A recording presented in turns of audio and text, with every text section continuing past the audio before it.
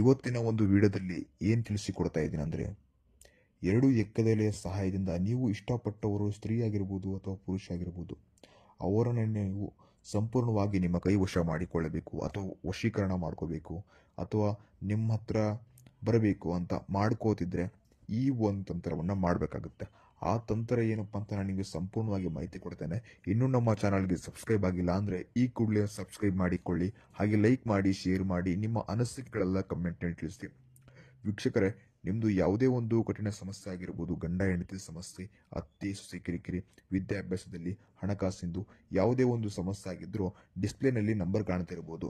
ಆ ನಂಬರ್ಗೆ ಹೋಗಿ ಡಯಲ್ ಮಾಡಿ ನಿಮ್ಮದು ಯಾವುದೇ ಒಂದು ಕಠಿಣ ಸಮಸ್ಯೆ ಇದ್ರೂ ವೀಕ್ಷಕರೇ ಕೇವಲ ಒಂದು ದಿನದಲ್ಲಿ ನಿಮಗೆ ಯಾವುದೇ ಒಂದು ಸಮಸ್ಯೆ ಇದ್ರೂ ಪರಿಹಾರ ಮಾಡಿಕೊಡ್ತದೆ ವೀಕ್ಷಕರೇ. ಹೌದು, ನೀವು ಏನು ಮಾಡಬೇಕಂದ್ರೆ ಮೊದಲು 2 ಎಕ್ಕದ ಎಲೆಯನ್ನು ತಗೊಳ್ಬೇಕಾಗುತ್ತೆ.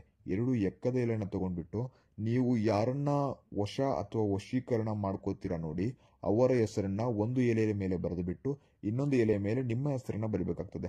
ಆ ಹಿಂದಭಾಗದಲ್ಲಿ ವೀಕ್ಷಕರೇ ಅವರ ಹೆಸರು ಬರೆದಿರ್ತಾರಲ್ಲ, ಆ ಎಲೆಯ ಮೇಲೆ ಅವರ ಹಿಂದಭಾಗದಲ್ಲಿ ವಶಂ ಅಂತ 4 ಬಾರಿ ಬರಿಬೇಕಾಗ್ತದೆ.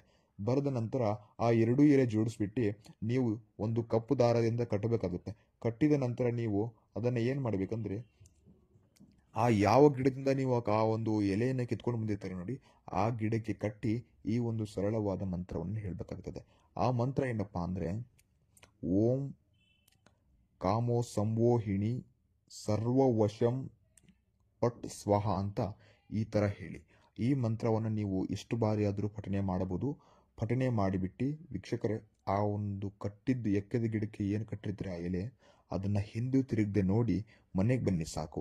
ನಿಮ್ಮದು ಯಾವುದೇ ಒಂದು ಸಮಸ್ಯೆ ಇದ್ದರೂ ಕೂಡ, ಅಂದರೆ ಅವರು ನಿಮ್ಮನ್ನು ಪಡ್ಕೋಬೇಕಂದ್ರೆ ಅಥವಾ ನೀವು ಅವ್ರನ್ನ ಪಡ್ಕೋಬೇಕಂದ್ರೆ ಈ ತಂತ್ರವನ್ನು ಮಾಡಿ ಅವರಾಗಿ ಅವರೇ ನಿಮ್ಮ ಹತ್ರ ಬರ್ತಾರೆ ಅಂತ ನಾನು ಹೇಳ್ತೇನೆ.